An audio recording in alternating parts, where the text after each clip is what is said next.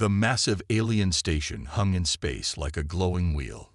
Captain Taho Kim stood at the front of the bridge, his hands clasped behind his back. Through the main window of the Korean science vessel Hanbit*, he watched as they got closer to the station. After decades of watching Earth from afar, the Galactic Council had finally made contact. Now, humans were about to step onto an alien station for the first time. "Are you nervous, Captain?" asked Dr. Ju Park, looking up from her datapad. As the ship's top scientist who studied alien life, she had been preparing for this moment her whole career. "A little," Taho admitted. "We're not just representing Korea today. We're representing all of Earth." Major Hyunjin Kang checked her uniform one last time. As military liaison, she carried no weapons. The council had been clear about that rule. "I still don't like going in there defenseless," she said. Do-Hyun Lee, their communications expert, smiled as he adjusted his translator device. "Our best weapon is right here." He tapped his head. "Our brains." The Hanbit* docked with a gentle bump. Taho took a deep breath. "Remember, we're here to learn and to share. Let's make Earth proud." The airlock opened with a hiss. Standing on the other side was a group of aliens so different from each other that Taho had to remind himself not to stare. The tallest had blue skin with 4 arms and no visible mouth. Another looked like a walking plant with eyes on stalks. A third was short and round with thick fur covering most of its body. "Welcome," said the blue alien, its voice coming through their translators. "I am Ambassador Ziv of the Galactic Council. We have waited long to meet humans face to face." Taho bowed slightly. "Thank you for inviting us, Ambassador. I am Captain Taho Kim of Earth." As the human crew stepped fully into the light of the station, a strange sound rippled through the alien group. It took Taho a moment to realize it was something like surprise or shock. "Is something wrong?" he asked. The furry alien stepped forward, blinking 3 sets of eyelids. "You look different than we expected." Juwoo raised an eyebrow. "Different how?" "You have no natural armor," said the plant-like alien, its voice sounding like rustling leaves. "No claws, no visible fangs, no defensive spines. Your skin is so thin and exposed," added another alien with scales and a long tail. "You appear harmless." Taho exchanged glances with his crew. Of all the things they had prepared for, they hadn't expected aliens to be surprised by their appearance. Humans rely on intelligence rather than physical strength, Taho explained. "We use tools and technology instead of natural weapons." Ambassador Ziv tilted its head. "Fascinating. Please, follow me to the meeting hall. The full council awaits you." As they walked through the curved hallways of the station, aliens of all shapes and sizes stopped to stare at them. Some moved away quickly, while others leaned in with curious eyes. In the grand meeting hall, hundreds of alien representatives sat in rising tiers around a central platform. The room fell silent as the humans entered. "Esteemed council members," announced Ambassador Ziv, "I present the representatives from Earth." Do-Hyun whispered to Tayo, "I'm picking up a lot of confused chatter on my translator. They really seem fixated on how we look." A large alien with a shell like a turtle and eyes on the sides of its head spoke up. "Humans, your planet is known to have many dangerous predators. Yet you yourselves appear to have evolved with no natural defenses. How has your species survived?" Before Taho could answer, Juwoo had pulled up images on her datapad. She stepped forward. "May I share some information about Earth's life forms?" The council leader nodded. Juwoo sent the images to the main screen. First came pictures of lions, sharks, and bears, creatures with obvious weapons. "These are some of Earth's predators," she explained. "As you can see, many have claws, fangs, and strong bodies." The aliens nodded in understanding. This matched their expectations. Then Juwoo showed the next set of images: a blue-ringed octopus, a colorful poison dart frog, and a cute pufferfish. "And these," she said with a small smile, are some of the deadliest creatures on our planet.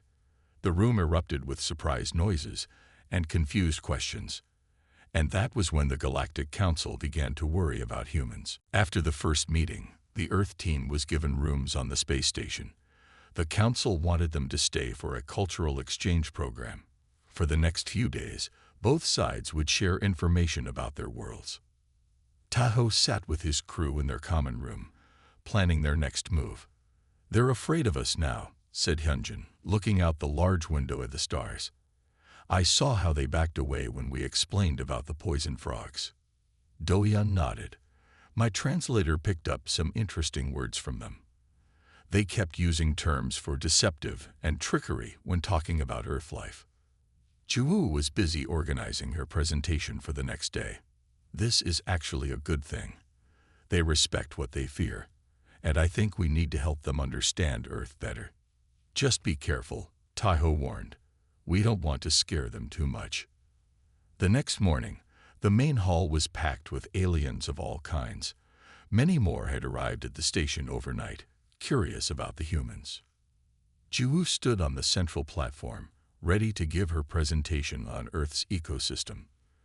The large screen behind her lit up with colorful images of Earth. "On our planet," she began, "life has evolved in many different ways to survive. Some creatures are strong, some are fast, and some—" She paused as the screen showed a beautiful, bright blue butterfly. "Use other methods." She clicked to the next image. It showed the same butterfly, but now they could see it was sitting on a dead animal. "This beautiful butterfly drinks tears and blood," Ju explained. "It looks harmless, but it needs salt to live." Murmurs spread through the alien crowd. "On Earth, appearing harmless or even beautiful can be a survival strategy," she continued. "We call it mimicry or camouflage." The next slides showed more examples. An orchid mantis that looked like a flower but was a fierce predator. A snake that looked like a harmless worm until it struck. And berries that looked delicious but contained deadly poison. One tall alien with green skin stood up. "Why would your planet evolve this way? It seems dishonest." Ju-woo thought for a moment. "It's not about dishonesty. It's about survival. If every dangerous thing looked dangerous, it would be too easy for other creatures to avoid them." "But your human children," said another alien with a voice like bubbling water. "Do they not get hurt by these deceptive creatures?" Tahoe stepped forward to join Ju-woo. "That's an excellent question. Human children are taught from a young age to be careful. We teach them which creatures to avoid and which ones are safe." "You teach your young to suspect everything?" asked Ambassador Ziv, sounding troubled. "We teach them to observe carefully before making judgments," Tahoe corrected gently. "To look beyond appearances." A small alien with 6 eyes moved closer. "What about humans themselves? You have no fangs or claws. Do you also hide your dangers?" The room grew quiet, waiting for the answer. Do-yeon stepped forward. "May I?" he asked Tahoe, who nodded. "Humans evolved differently from many species," Do-yeon explained. "We don't have natural weapons, but we have these." He held up his hands. "Our hands can make tools. Our brains can solve problems. We don't need to hide dangers because we can create solutions." To demonstrate, he pulled out a small device from his pocket. It looked simple, just a metal tube with a button. When he pressed it, a hologram of Earth appeared, floating in the air. "Simple tools for complex problems," he said. A large alien with thick armor pushed forward. "But this proves our point. Your tool looked simple but does something unexpected. Just like your deadly creatures." Tahoe tried to explain. "That's not deception, it's design. We make things that are easy to use." But the damage was done.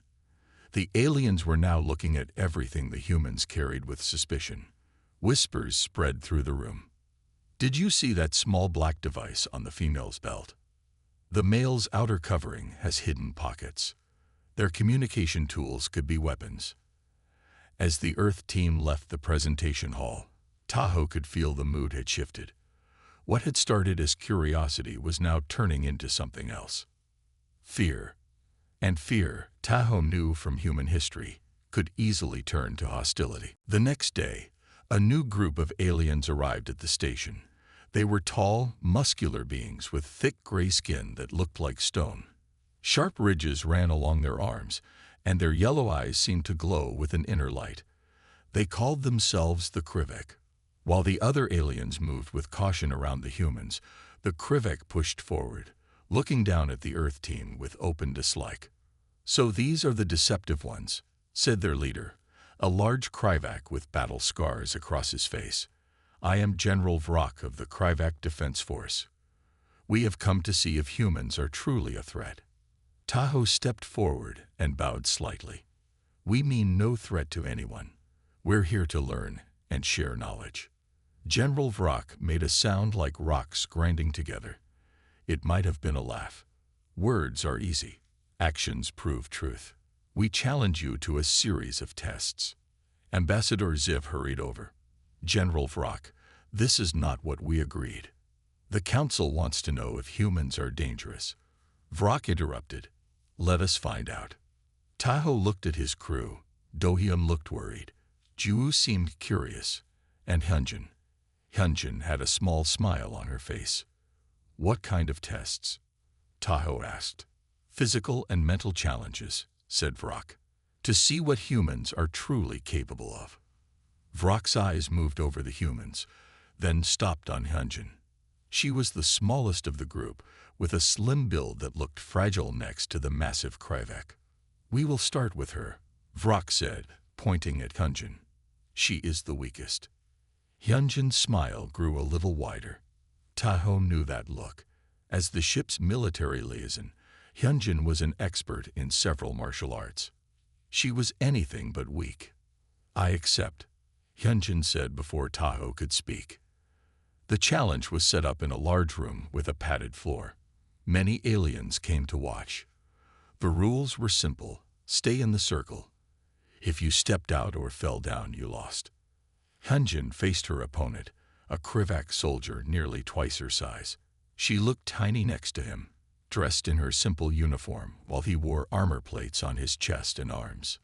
"Begin," shouted Vrak. The Krivak rushed forward, arms outstretched to grab Hyunjin. She didn't move until the last second. Then, with speed that surprised the watching aliens, she sidestepped, grabbed the Krivak's arm, and used his own momentum to throw him. The large alien crashed to the floor outside the circle. The room went silent. "Again," ordered Vrak, his yellow eyes wide with shock. A second Krivak stepped into the circle. This one moved more carefully, watching Hyunjin with respect. But the result was the same. After a short exchange of moves, the Krivak found himself flipped over Hyunjin's shoulder and out of the circle. When the third Krivak lost, General Vrak himself stepped forward. "Enough playing," he growled. "Now you face me." Tahoe stepped forward. "This has gone far enough." "It's fine, Captain," said Hyunjin calmly. "I can handle this." The fight with Vrak lasted longer. The general was smarter and more skilled than his soldiers. But in the end, Hyunjin's speed and technique prevailed. With a complex move that involved sliding under Vrak's arm and then applying pressure to a joint, she forced the massive alien to the edge of the circle and then out. Later that day, it was Do-hyun's turn. The Krivak had prepared a mental challenge, a complex language puzzle that had stumped alien scholars for years. They gave him 1 hour to solve it. Do-hyun finished in 40 minutes. As the Earth team walked back to their quarters that night, Tahoe noticed a change. The other aliens were no longer just afraid. Now they were watching with something new in their eyes, respect mixed with fear. "I don't think we made things better," Tahoe said quietly. "No," agreed Juwoo. "I think we just convinced them that we're exactly what they feared, predators hiding our true nature."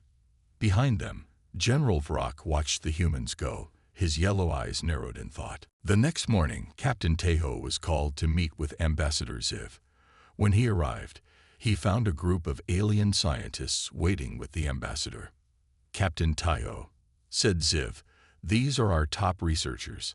After yesterday's events, they would like to study human physiology and culture more closely. Would your team allow this?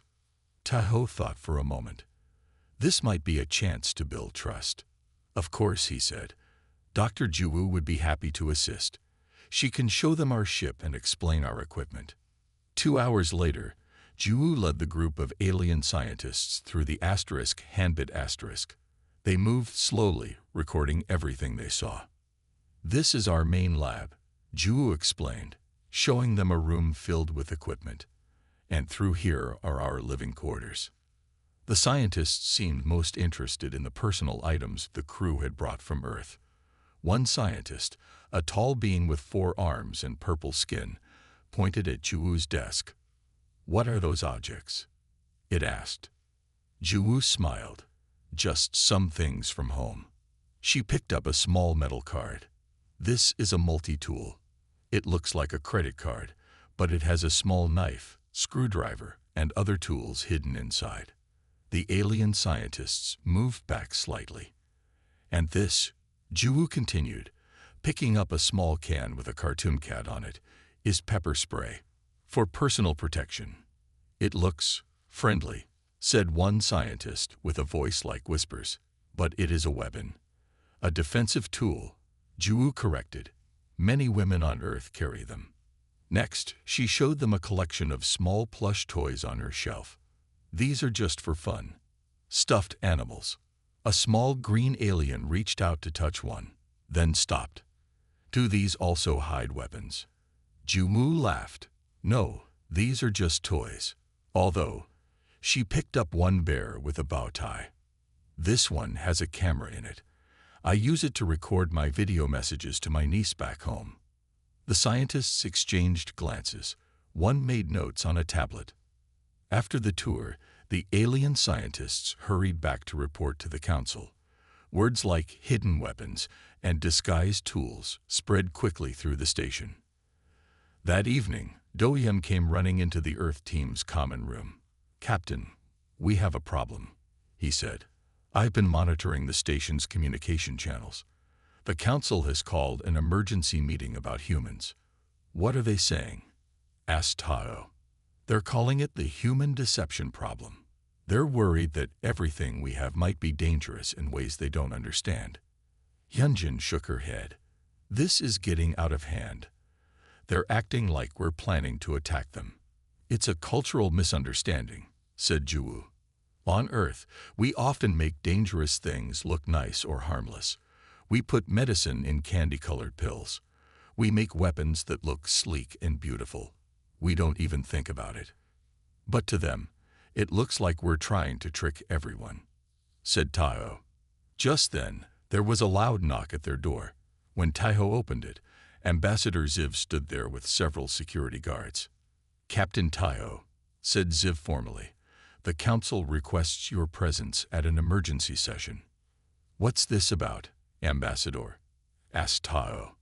The council is concerned about certain aspects of human culture, Ziv said carefully. Some members feel that humans might pose a unique danger to the galactic community. Because we make tools that don't look dangerous, asked Tao. Because everything about humans seems designed to hide your true nature, replied Ziv. The council needs to decide if this is a threat. As they walked to the council chamber, Taho saw General Vrock talking with a group of Kryvak soldiers. They were checking weapons. Ambassador, Taho said quietly, please tell me those aren't for us. The Kryvak insisted on extra security for the meeting, said Ziv, not meeting Taho's eyes. They believe humans are natural deceivers. Taho felt a chill run down his spine. This was no longer just a misunderstanding. It was becoming dangerous. The council chamber was packed with aliens from many worlds. They fell silent when Taho entered. He stood alone in the center of the room, feeling hundreds of eyes on him. Captain Taho Kim of Earth, said the council leader, a tall being with skin like golden scales. We have called you here to address serious concerns about humans. Taho nodded. I understand there has been some confusion about our ways. I'm here to clear things up. Confusion. General Vrock stepped forward. You call it confusion when your people hide weapons as harmless objects. When your smallest member defeats our strongest warriors. When your world's deadliest creatures look like toys. Murmurs of agreement rippled through the crowd. Tahoe took a deep breath. These are not tricks or deceptions. They are adaptations. Humans don't deliberately try to fool others. We simply make things that are useful and, when possible, pleasant to look at. Explain the hidden weapons, demanded a blue alien with 6 eyes. We don't see them as hidden, Tahoe explained. We see them as well-designed. A tool that fits in your pocket is more useful than one that doesn't. A defensive spray that looks nice is more likely to be carried, which means it's there when needed. He could see his words weren't helping. The aliens still looked suspicious. On Earth, Tahoe continued, we teach our children from a young age to be careful. We tell them not to judge by appearances alone. We warn them about strangers bearing gifts. He stopped, seeing the shock on the aliens' faces. You teach your young to suspect kindness? Asked Ambassador Ziv, sounding horrified. Tahoe realized his mistake too late. No, that's not what I meant. We teach them to be careful, not suspicious. But the damage was done. The idea that human children were taught to suspect friendly appearances only confirmed what the aliens feared, that humans were a species built around deception. I move that all cultural exchange with humans be suspended, said one council member, standing up. I second this, said another, until we can be sure of their true intentions. Wait, Tahoe said, raising his hands. This is a simple misunderstanding. Let me bring Dr. Ju Park here. She can explain Earth's evolution better than I can. The council leader looked at the other members, then nodded. Very well. But this meeting is not over. While they waited for Ju, Tahoe noticed several alien groups whispering together. Some were looking at him with fear, others with curiosity, and the Krivak with open hostility. When Ju arrived, she brought her data pad with her. Honored Council, she said, I believe I can help explain why Earth evolved the way it did. May I show you our planet's history? The Council agreed, and Ju began her presentation. Earth has been home to life for billions of years, she explained. In that time, many strategies for survival have developed. Some creatures became strong, some fast, some poisonous. And yes, some evolved to look harmless while being dangerous. She showed images of Earth's history, the rise and fall of different species, the cycle of predator and prey, the constant adaptation to changing conditions. In nature, Ju continued, deception is not about lies. It's about survival. A moth that looks like a dangerous wasp lives longer. A frog that looks bright and poisonous is left alone, even if it has no poison at all. And humans?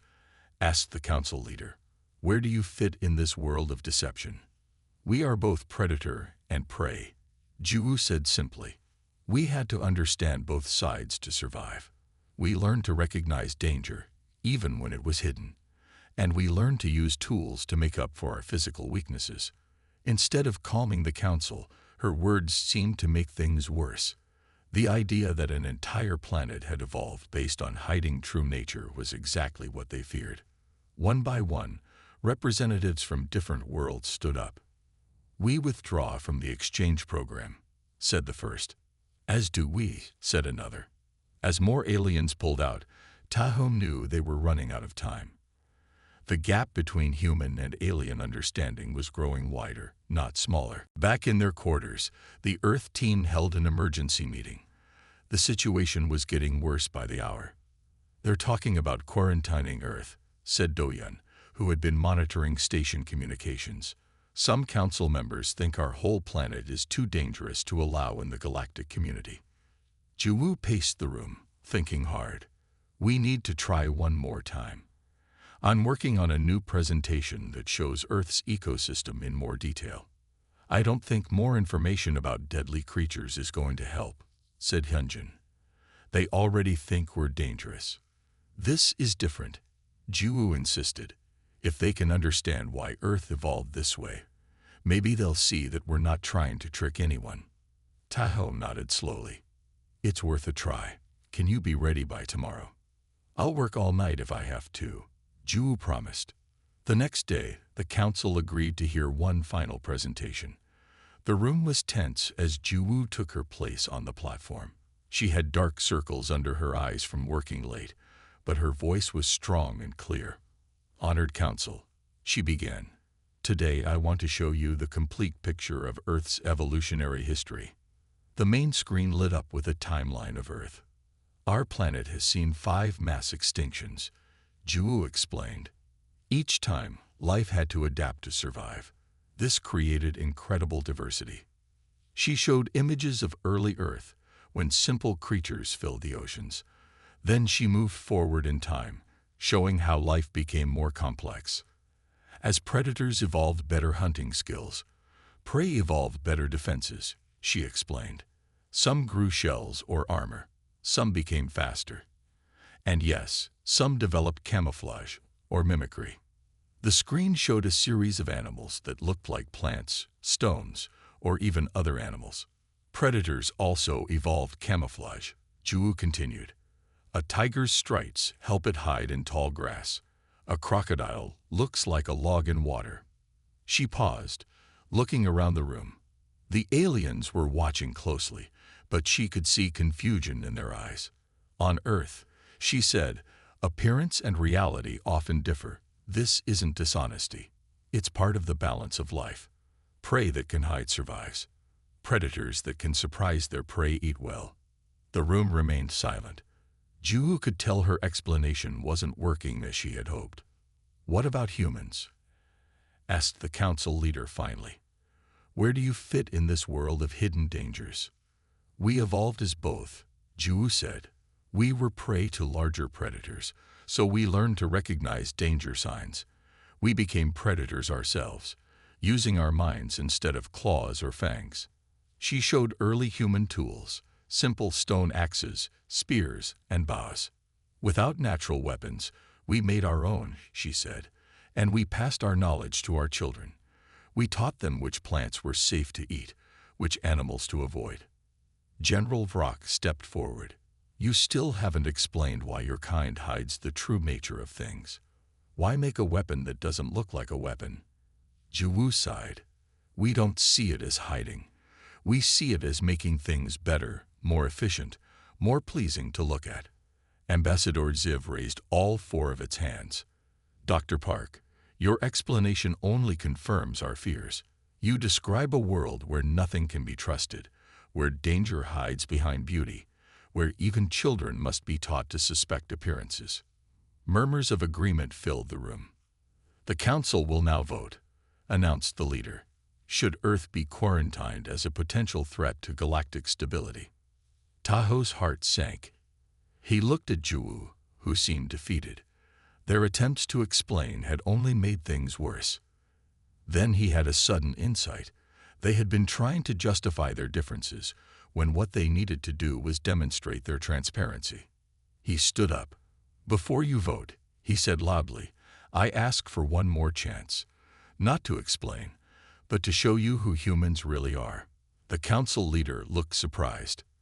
How would you do this? Give us 1 day, Tahoe said.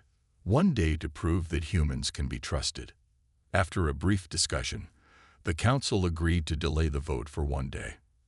As they left the chamber, Tunjin whispered to Tahoe, What's your plan? I'm not sure yet, Tahoe admitted, but we need to stop talking about Earth and start showing who we really are. That night, as the Earth team was making plans, Do-hyun burst into the room.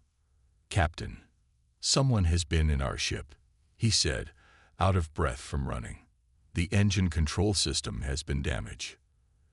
They rushed to the handbit asterisk. Inside, they found wires cut and control panels smashed.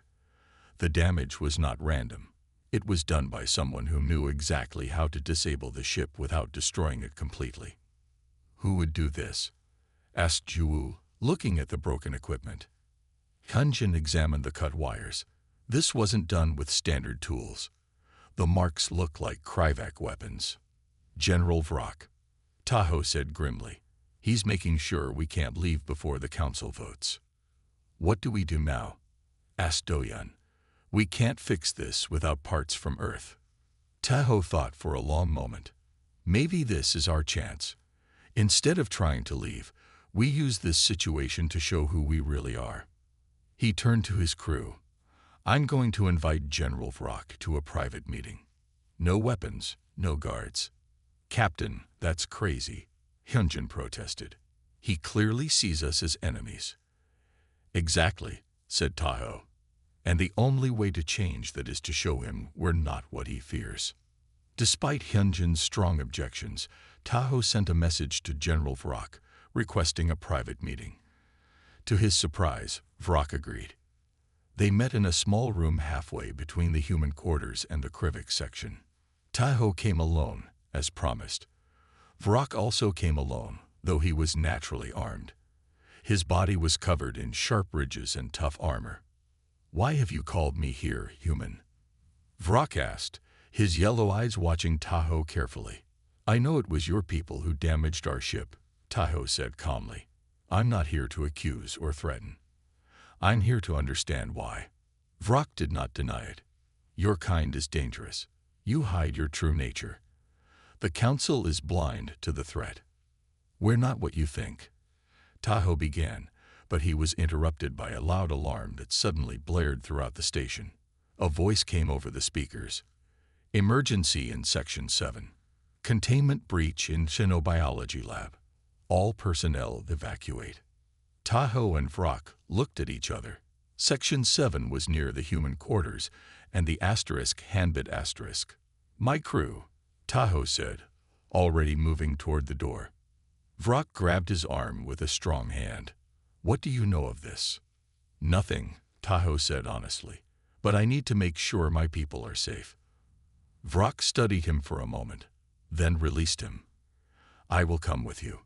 They ran through the corridors, which were filling with panicked aliens heading in the opposite direction.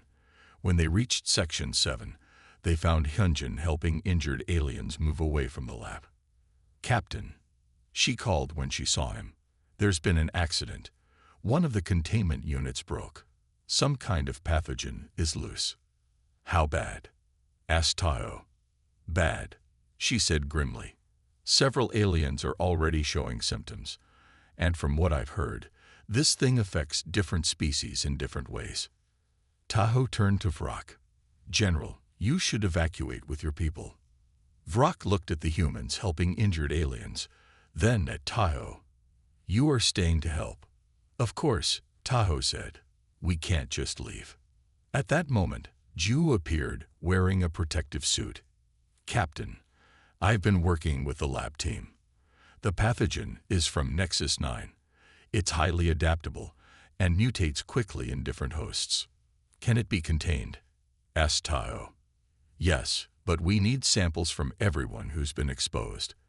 The treatment has to be tailored to each species. Vrak surprised them by saying, My people are strong. We will help collect these samples. Tahoe looked at the general with new respect. Thank you. As they began organizing a response team, Tahoe realized that this crisis might be exactly what they needed, a chance for humans and aliens to work together, to show their true nature not through words but through actions. The real test was just beginning. The station's emergency systems sealed off Section 7, trapping those inside with the escaped pathogen. Among them were Tahoe, Hyunjin, Ju, General Vrak, and several aliens from different species. Dohyun was outside the sealed area, working from the *handbit* to coordinate communications. We need to work fast, said Ju, looking at her scanner. The pathogen is already spreading through the air system. What happens if it reaches other sections? Asked Tahoe. Nothing good, Ju replied. From the lab data, it affects each species differently. Some get high fever, some have breathing problems, some lose muscle control. What about humans? Asked Vrak. We don't know yet, said Ju. It's never been tested on humans before. Tahoe took charge. First, we need to help those already sick. Then we need to contain the pathogen and develop a treatment. The group quickly organized. Hyunjin and the Krivak warriors moved the sick to a makeshift treatment area. Ju worked with alien scientists to study the pathogen. Tahoe coordinated everything, making sure each team had what they needed. A major problem arose immediately. The different species couldn't communicate well in the crisis. Each had different medical terms, different body systems, different needs. Doyun, Tahoe called over the comm system. We need your help. Can you create a translation system for medical terms? Something simple that everyone can use. I'll try, Captain. Doyun's voice came back. But I'll need information from each species. For the next hour, Doyun worked with representatives from each alien group to build a simple but effective translation matrix.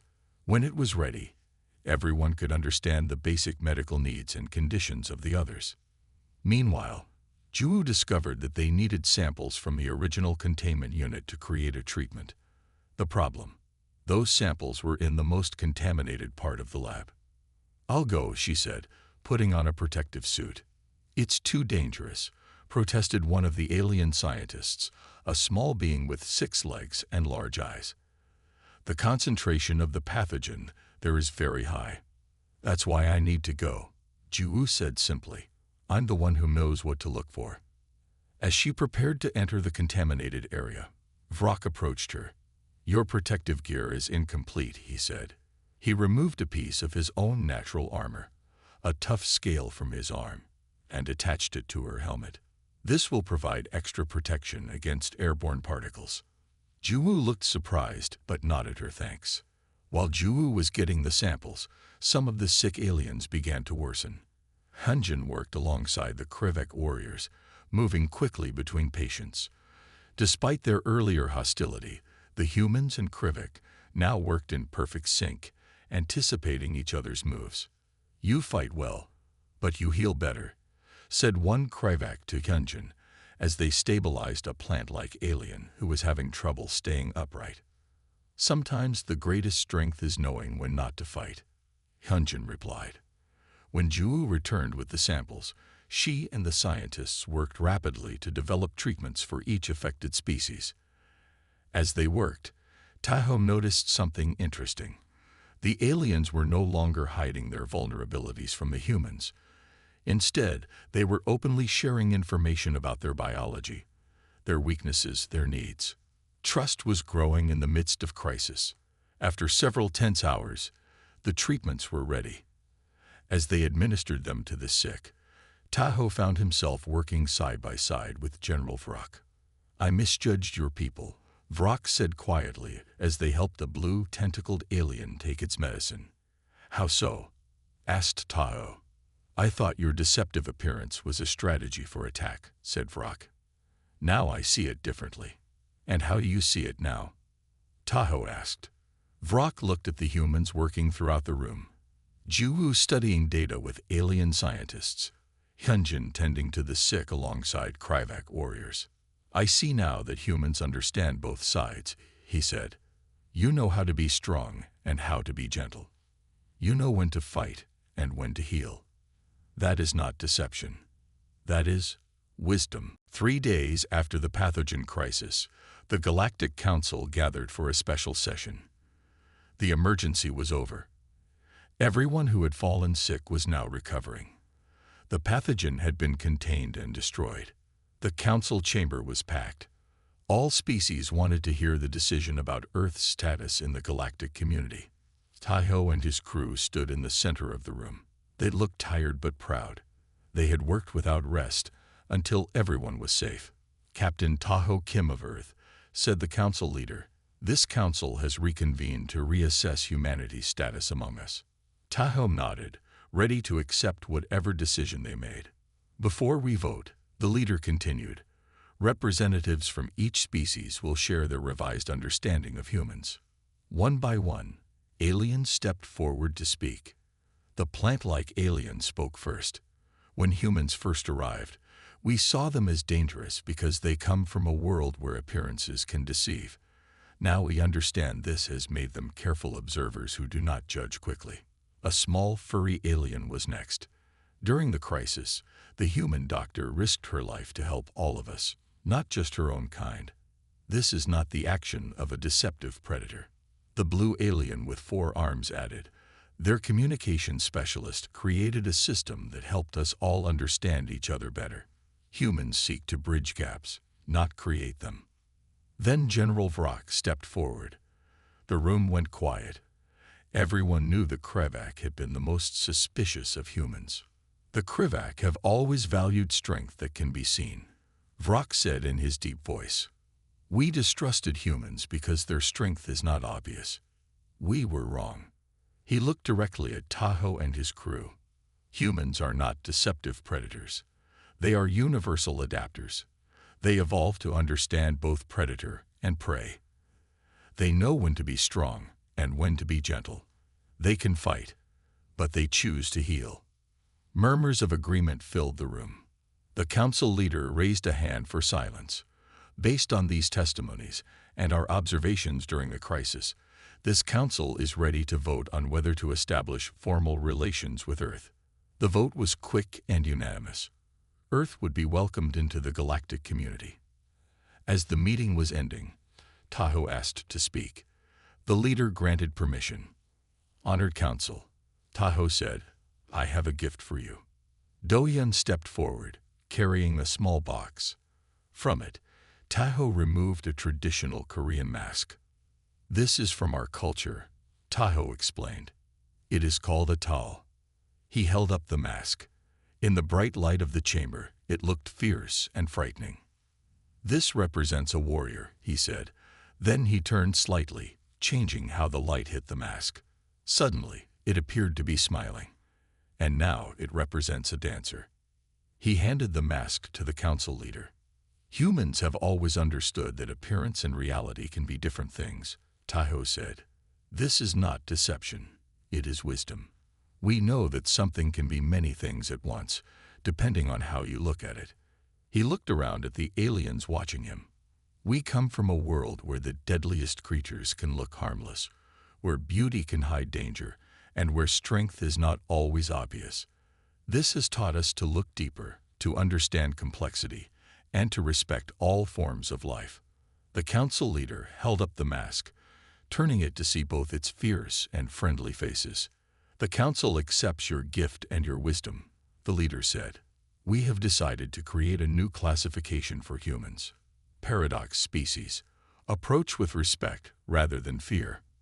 As the Earth team prepared to return to their ship, which the Krevak had helped repair, they were surrounded by aliens eager to learn more about Earth's complex evolutionary wisdom.